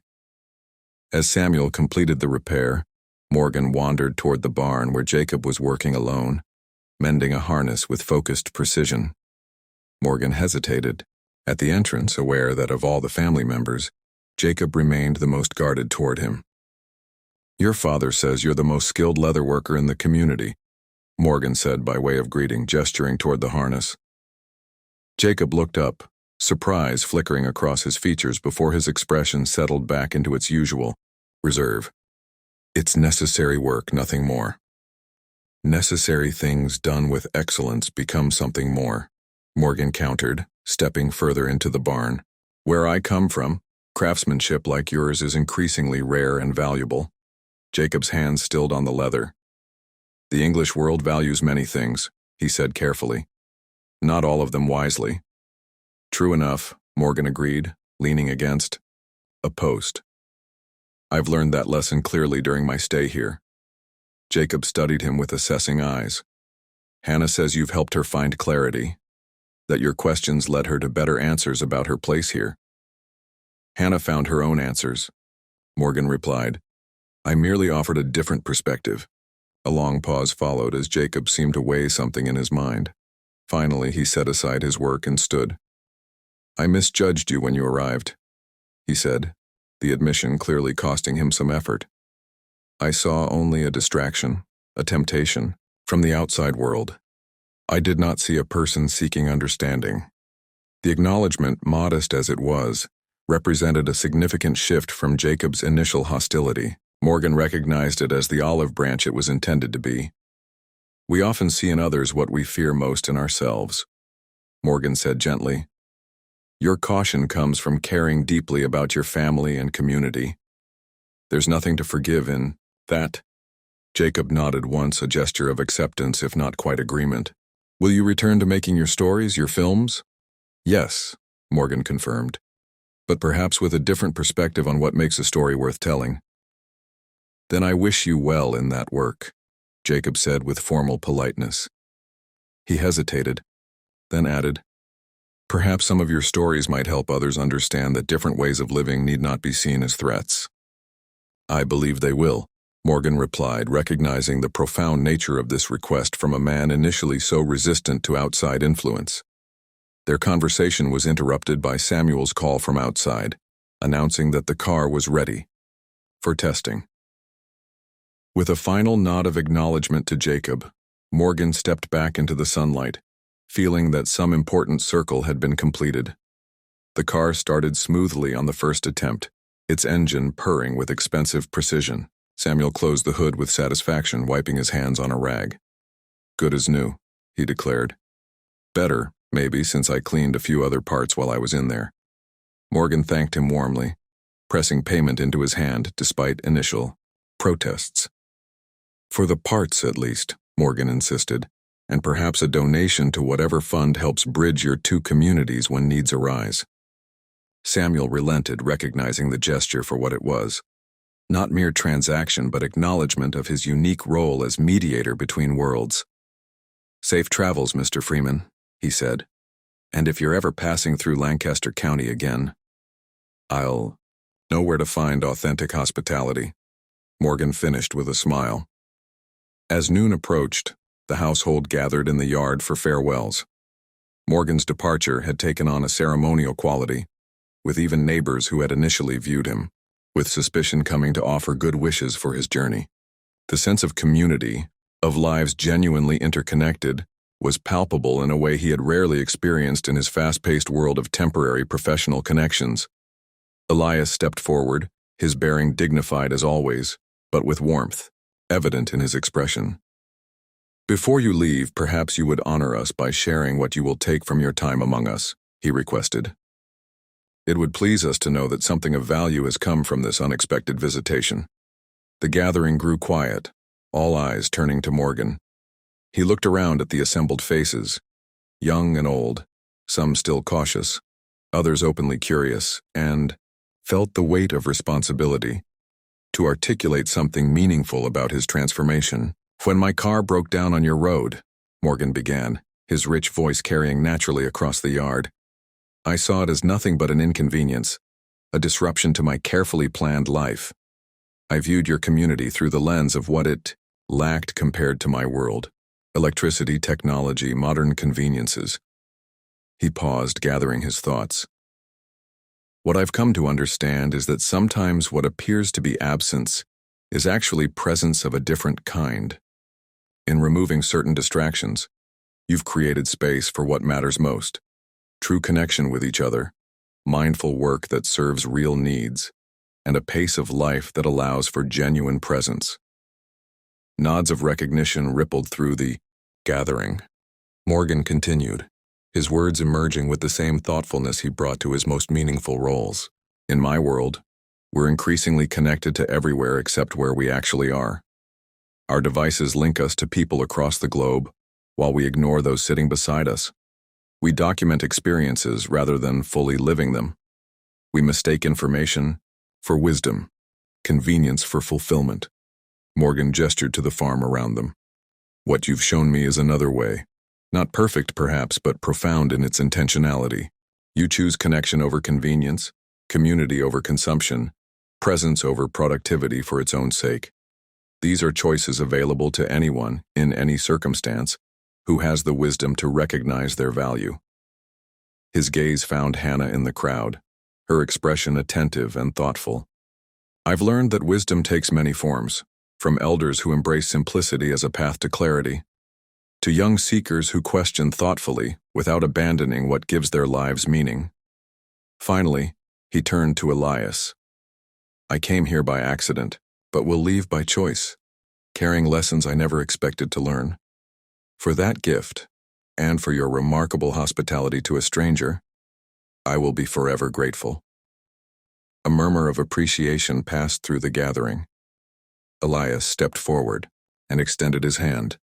You came as a stranger but leave as a friend, he said simply. May God guide your path forward. As the formal farewells concluded and the crowd began to disperse, Hannah approached Morgan with a small package wrapped in plain cloth. A remembrance, she said, placing it in his hands. I finished it last night. Morgan carefully unwrapped the cloth to reveal a small, exquisitely crafted quilt square, a miniature version of the star pattern he had admired during the quilting frolic, rendered in blues and purples that seemed to capture both dawn and dusk within their hues. It's beautiful, he said sincerely, touched by the hours of careful work the gift represented. To remind you that small pieces, properly connected, create something larger and more meaningful, Hannah explained. Like days that form a life. The wisdom in her simple metaphor struck Morgan deeply. I will treasure it, he promised. Hannah glanced around to ensure they weren't overheard, then added in a lower voice. I've included something else. A letter. Not to be read until you've returned to your world. Morgan nodded, recognizing the trust implicit in this additional gift. I'll honor that request. Hannah's expression grew serious. Your visit has helped me understand that I can remain rooted here while still engaging thoughtfully with ideas from beyond our community, that wisdom and truth aren't confined to any single way of life. That's a powerful insight, Morgan acknowledged, and one that applies regardless of whether one lives in an Amish community or a Hollywood mansion. A small smile touched Hannah's lips. Different paths, similar questions. The most important ones usually are, Morgan agreed. He hesitated, then added, whatever path you choose in life, Hannah, whether it remains here or takes you elsewhere, remember that curiosity and commitment can coexist.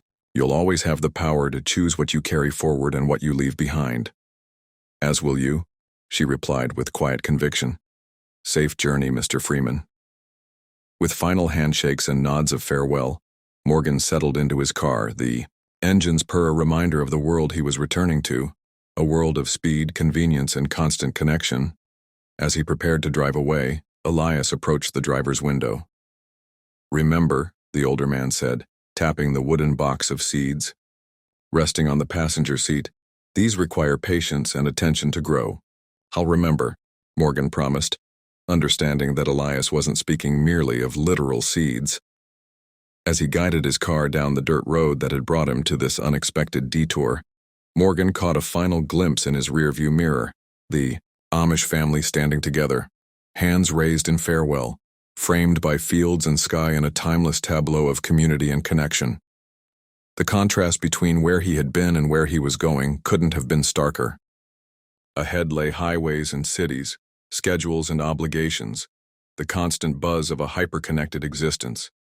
Yet something fundamental had shifted within him. A new clarity about what constituted a life well lived, regardless of external circumstances. Morgan drove in thoughtful silence until he reached the main highway, where his phone suddenly chimed to life with dozens of missed calls, messages, and notifications. The cascade of digital demands felt almost assaultive after days of quiet disconnection. Rather than immediately diving into the backlog, Morgan pulled into a roadside rest area. He sat for a moment, hands resting on the steering wheel, gathering his thoughts before re-engaging with the world that awaited him. When he finally picked up his phone, he bypassed the numerous messages from his agent, assistant, and business associates. Instead, he opened his calendar app and began blocking off regular periods of time labeled simply present, dedicated space for disconnection and reflection amid his busy schedule. Next, He composed a brief message to his assistant. "I'm safe and heading home. We'll explain everything tomorrow. Please cancel all non-essential commitments for the next 2 weeks. Something important has come up. A new project that needs immediate attention." The project wasn't a film or promotional commitment, but the integration of his insights into his daily life, creating structure and practices that would preserve the clarity he had discovered before the demands of his regular existence could erode it. As he pulled back onto the highway, Morgan's thoughts turned to the broader implications of his experience. His position as a respected cultural voice gave him a platform few others enjoyed. The stories he chose to tell, the projects he lent his name to, the values he publicly embodied, all had ripple effects beyond his personal sphere. What if his unexpected Amish detour could impact not just his individual life but contribute to a larger conversation about connection in an age of distraction? Not through preaching or judgment, but through authentic sharing of his own journey toward greater presence? The idea took root as he drove, gathering momentum with each mile.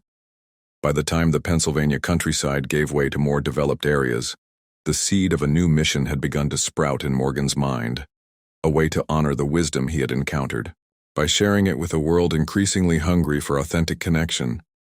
As the highway stretched before him, Morgan settled into the journey with new purpose.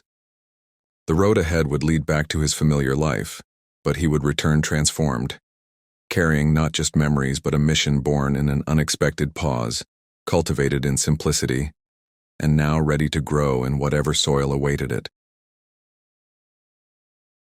The studio.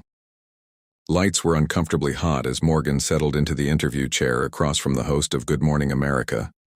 6 months had passed since his unexpected detour into Amish country. 6 months of intentional changes, quiet revolution, and growing public interest in his new message. "So Morgan," the host began with practiced enthusiasm, "your present movement has really taken off in recent months. Tell us what inspired this departure from your usual work." Morgan smiled, the familiar warmth reaching his eyes in a way that cameras and audiences had always responded to.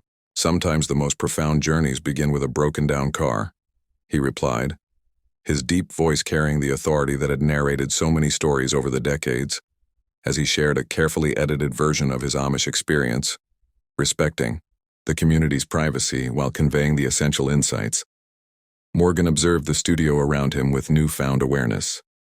Behind the cameras, production assistants stared at phones during his interview.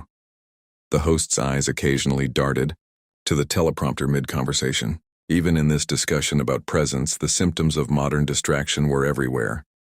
"The idea isn't to abandon technology," Morgan explained as the interview continued.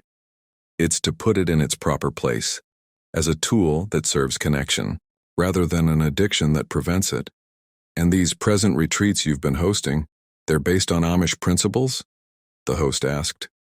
"Inspired by, not mimicking," Morgan clarified. "We create spaces where people voluntarily disconnect from devices, practice mindful work with their hands, engage in genuine conversation, and experience the clarity that comes with slowing down. And you've had over 1,000 participants already?" The host's surprise seemed genuine. "With a waiting list growing daily," Morgan confirmed. "It turns out I'm not the only one hungry for authentic connection in our hyper-stimulated world." The interview concluded with promotion for Morgan's upcoming book, Present Tense, Finding Connection in the Age of Distraction, already generating significant pre-release interest. As the cameras stopped rolling, Morgan declined the usual post-interview small talk with polite firmness, a boundary he now maintained consistently. His time was too precious to fragment with performative interactions. Outside the studio, Morgan's assistant waited with an updated schedule. Unlike before his Amish experience, his calendar now contained substantial blocks of protected time, spaces for reflection, genuine connection, and the manual work he had come to value as meditation in motion. The community center called again, his assistant informed him as they walked to the waiting car. "They're hoping you'll reconsider their invitation to expand the youth program into more schools." Morgan nodded thoughtfully. "Set up a call for tomorrow during my work block. I think there's a way to support them without overextending." The car pulled away from the studio, navigating morning Manhattan traffic with practiced efficiency. Morgan gazed out at the pedestrians moving along the sidewalks, most with heads bowed toward screens, physically present but mentally elsewhere. The sight no longer filled him with judgment, but with understanding and purpose. His own phone remained in his pocket, another boundary he maintained rigorously, no checking messages during transit time. These in-between moments had become valuable spaces for observation and reflection, complementing the formal meditation practice he had developed. At his penthouse apartment, Morgan changed from his interview suit into simpler clothes and headed to the building's rooftop. There, in dramatic contrast to the luxury surrounding it, he had established a small container garden. Tomatoes, herbs, and flowers grew in carefully tended beds, a modest echo of the Amish farm but meaningful in its intentionality. As he worked the soil with his hands, Morgan reflected on the whirlwind months since his return from Lancaster County. His initial intention to make personal changes had expanded organically as friends, colleagues, and eventually media took notice of his transformation. A candid interview about his Amish experience had unexpectedly gone viral. Invitations to speak followed. A foundation approached with funding to develop retreat programs. What began as personal integration had evolved into a movement that resonated deeply with people across demographic and political lines.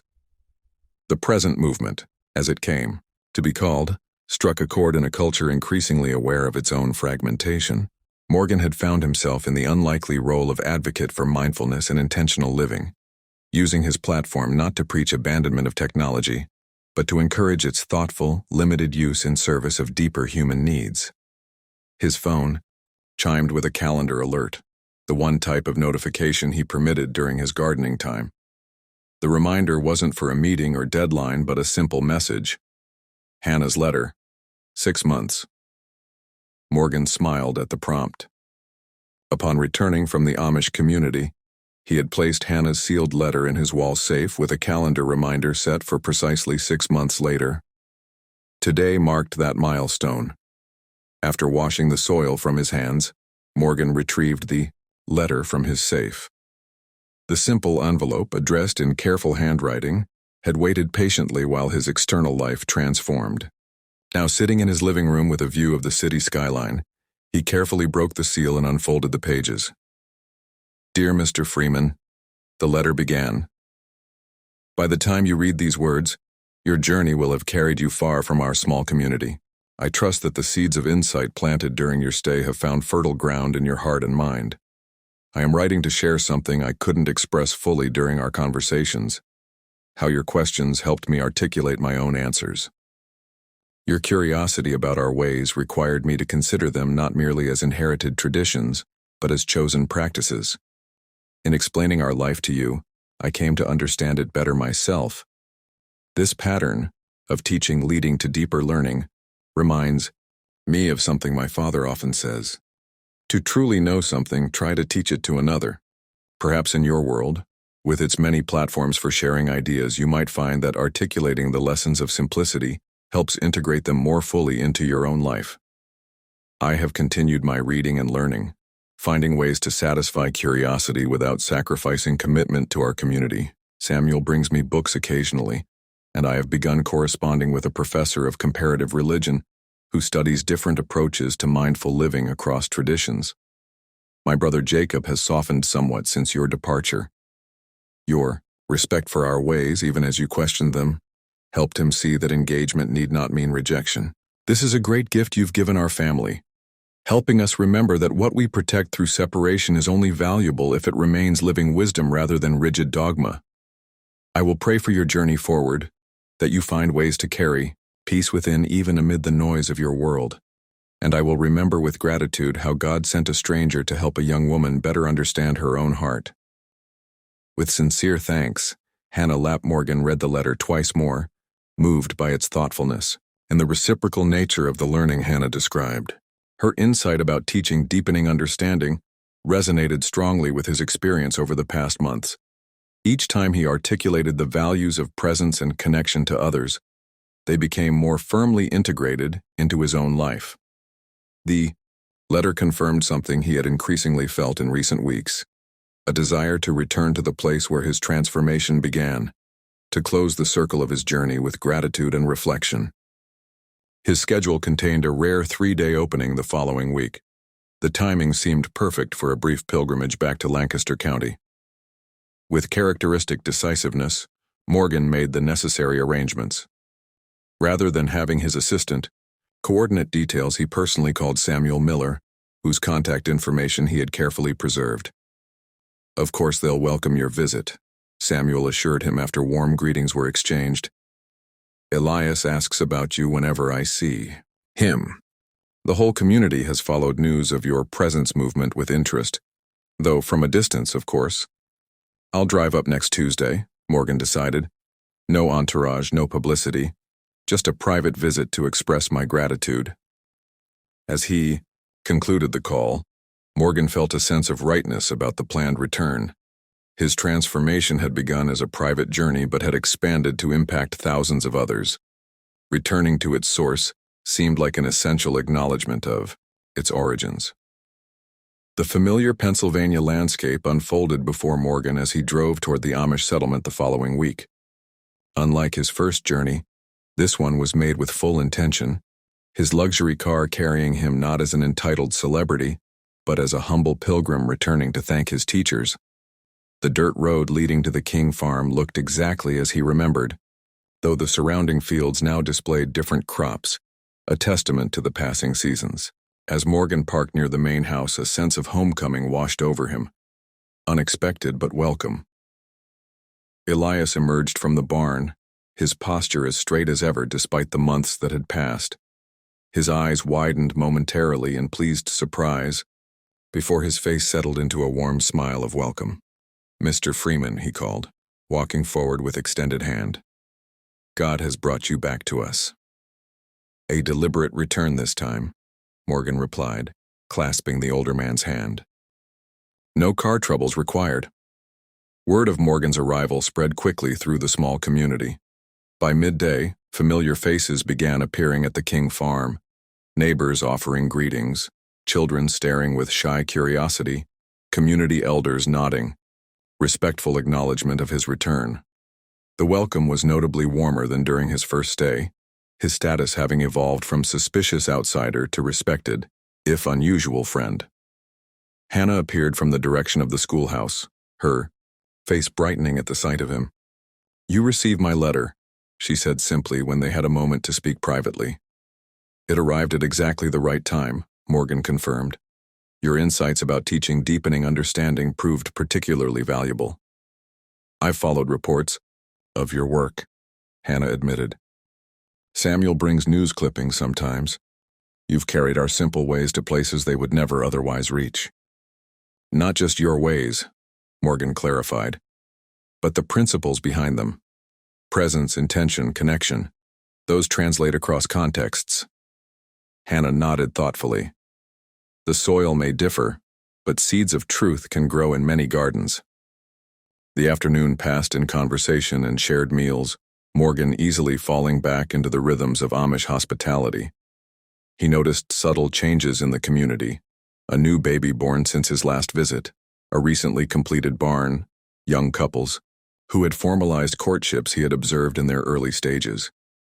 "Would you join me for a walk?" Elias asked as evening approached.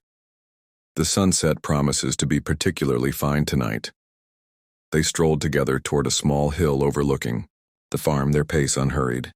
At the crest, Elias paused, gesturing toward the community spread below them. The neat farms, the grazing animals, the laundry still fluttering on lines in the evening breeze. "Your movement has gained much attention in the English world," Elias observed. "Samuel says many people now seek what you call presence." "There's a hunger for authenticity," Morgan agreed. "People sense what's been lost in our hyperconnected world. And yet you teach not rejection of these tools but their thoughtful use," Elias noted. "This is wisdom. Blanket rejection is as unthinking as blind embrace." Morgan smiled at the observation. "I learned that balance from your community, particularly from Hannah. The question isn't whether to engage with the wider world, but how to do so while preserving what matters most." They stood in companionable silence, watching as the setting sun painted the landscape in warm gold. Finally, Elias spoke again. When a stone drops into still water, ripples extend far beyond the point of impact, he said. Your brief time here has created such ripples carrying further than any of us might have imagined. I'm simply passing along wisdom I was fortunate to encounter, Morgan replied. Elias shook his head slightly. Wisdom received but not lived remains merely information. You have done the harder work of integration, reshaping your life to reflect your understanding. This observation struck Morgan deeply. He had indeed made substantial changes, restructuring his schedule to protect time for reflection and connection, declining projects that required compromise of his new values, establishing practices that reinforced presence in his daily life. The external success of the present movement was built upon the foundation of these personal transformations. Your example gives me hope, Elias continued, that authentic wisdom can find expression even in your fast-paced world. Our community preserves certain truths through separation, but perhaps others are called to live them through engagement. As darkness settled over the farm, they made their way back toward the house. Lanterns had been lit inside, their warm glow spilling from windows in welcome contrast to the harsh artificial lighting of urban environments. The scene embodied the very qualities Morgan now advocated: simplicity, intention, connection. That evening, a larger community gathering was organized. In the King's main room, not unusual for Amish life but clearly arranged in honor of Morgan's visit.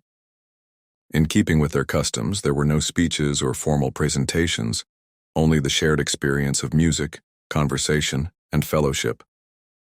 Morgan noticed Jacob sitting somewhat apart, watching the proceedings with his characteristic reserve.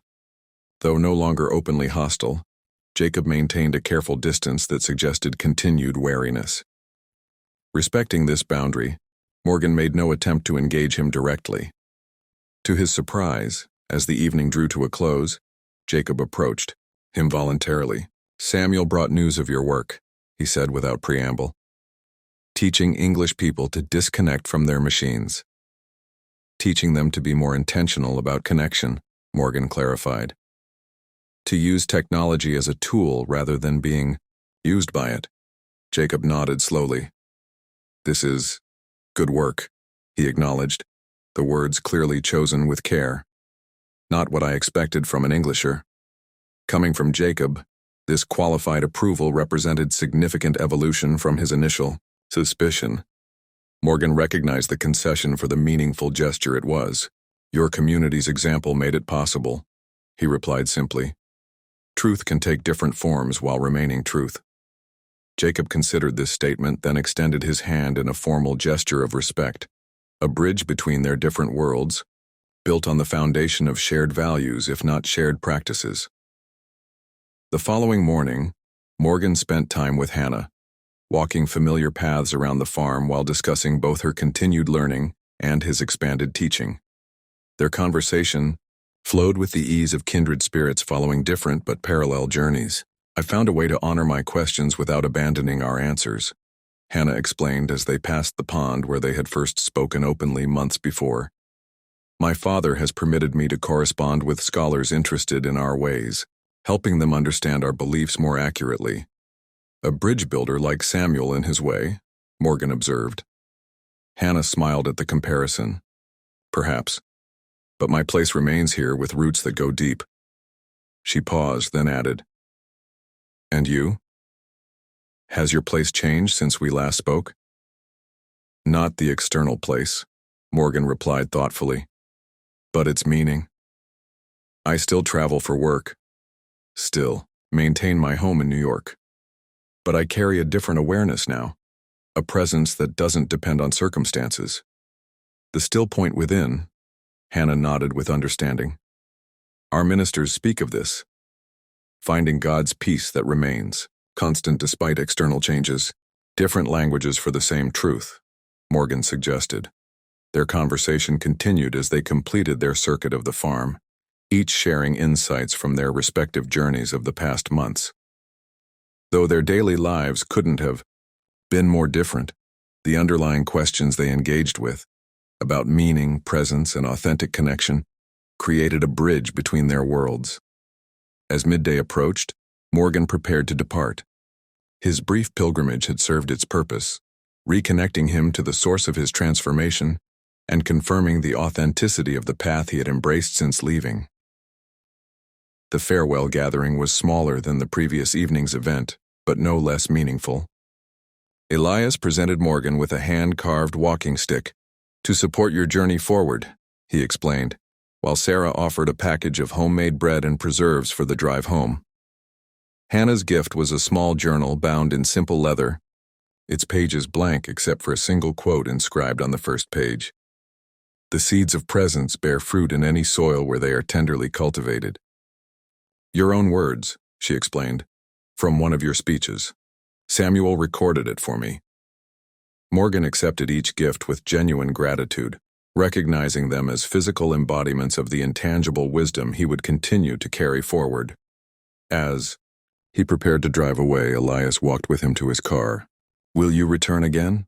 the older man asked. "If I'm welcome," Morgan replied. "This place has become a touchstone for me, a reminder of what matters most." "You will always find welcome here," Elias assured him. "And perhaps next time you might bring some of your retreat participants to experience our ways directly." The suggestion surprised Morgan. "I thought your community preferred separation from outside influences." "Wisdom requires balance," Elias replied with a slight smile. "Complete isolation leads to stagnation, just as constant exposure leads to dissolution. Perhaps there is a middle path that serves both our communities." This unexpected openness to connection, limited and carefully managed but genuine, suggested possibilities Morgan hadn't previously considered. The potential for direct exchange between his present movement participants and the Amish community represented a new dimension of bridge building between seemingly opposite worlds. "I would be honored to explore that possibility," Morgan said, sincerely. With final handshakes and quiet blessings, Morgan began his journey back to the modern world he had learned to navigate with new intentionality.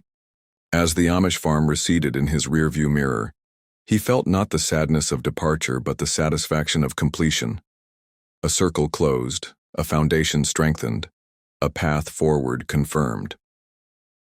Miles later, as the rural landscape gradually gave way to more developed areas, Morgan reflected on the dual journey he had undertaken, the external path from accidental visitor to welcomed friend, and the internal transformation from distracted achiever to mindful presence. Both journeys remained ongoing, with lessons still unfolding and insights still emerging. His phone chimed from the passenger seat where it lay silent throughout his visit. Morgan glanced at it briefly but felt no compulsion to check messages immediately. The ability to distinguish between urgency and importance, to respond rather than react, was perhaps the most practical gift his Amish detour had given him. When he eventually reached an appropriate stopping point and reviewed his notifications, a news alert caught his attention. A major tech company had announced a new digital well-being initiative, inspired in part by the growing present movement. The program would include features designed to help users monitor and limit screen time, encourage face-to-face interaction, and prioritize meaningful connection over constant availability. The irony wasn't lost on Morgan. Technology companies, beginning to address the very disconnection their products had helped create. Yet he saw this not as contradiction, but as evolution, the potential for tools to serve human flourishing rather than diminish it. This systemic impact was perhaps the most unexpected outcome of his personal transformation. What began as one man's accidental detour into a simpler life had rippled outward, influencing thousands of individual practices and now beginning to shape institutional responses as well. As Morgan continued his journey, the contrast between his first drive away from the Amish community and this one couldn't have been more pronounced. Then, he had been returning to a life temporarily interrupted, carrying insights he hadn't yet integrated. Now he moved between worlds with intention and awareness, the boundary between there and here less rigid, more permeable. The seeds from Elias's wooden box had found fertile soil not just in Morgan's personal garden, but in a growing movement of people hungry for authentic connection in an age of digital distraction. Some of those seeds had now sprouted in unexpected places: tech companies, educational institutions, healthcare settings, creating potential for systemic, rather than merely individual change. Morgan smiled at the realization that he had become a bridge builder like Samuel and Hannah in their different ways, connecting seemingly opposite worlds through recognition of shared human needs for meaning, purpose, and genuine connection. As he merged onto the highway that would carry him back to New York, Morgan reflected on Hannah's parting words. The seeds of presence bear fruit in any soil where they are tenderly cultivated. The Amish community cultivated presence through separation and tradition. He and his movement cultivated it through intentional engagement with modern tools, different methods serving the same essential human need. The sun was setting as Morgan drove, casting long shadows across the landscape, much as it had been when his car first broke down on that rural Pennsylvania road months ago. The symmetry felt appropriate, a reminder that sometimes life's most profound journeys occur when plans are interrupted and detours become destinations. As the miles passed, Morgan felt not division between the world he had just left and the one he was returning to, but integration, a continuous thread of presence weaving through seemingly disparate contexts, connecting past insights with present practice and future possibilities. He drove on through the gathering darkness, at peace with the knowledge that while he was returning to the modern world with all its complexity and contradiction, he would never again live in it the same way. The voice of simplicity he had encountered in that Amish village now spoke within him, guiding his choices, inspiring his work, and reminding him always of what matters most: not achievement or acquisition, but authentic presence in each moment of the precious gift of life.